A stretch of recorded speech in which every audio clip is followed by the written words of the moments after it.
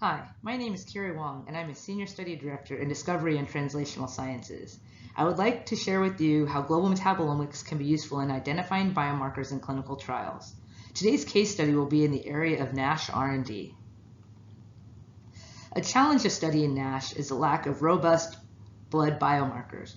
Current strategies to assess this disease depend on imaging and biopsies, which can be expensive and impractical.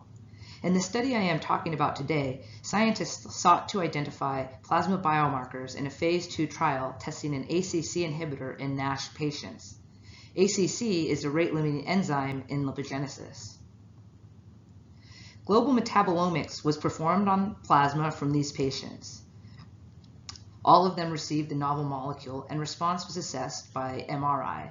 A subset of metabolites, known as acylcarnitines, were found to be decreased in the responder group. Acylcarnitines are useful surrogates in assessing fat oxidation.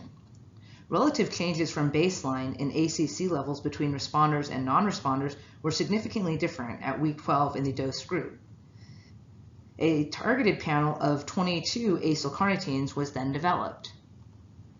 Further analysis demonstrated that 4 acylcarnitines had good area under the receiver operating curve for identifying MRI responders at week 12. These data provide an example of how global metabolomics was useful in developing a panel of novel biomarkers of response that could be mechanistically linked to ACC inhibition and liver fat content.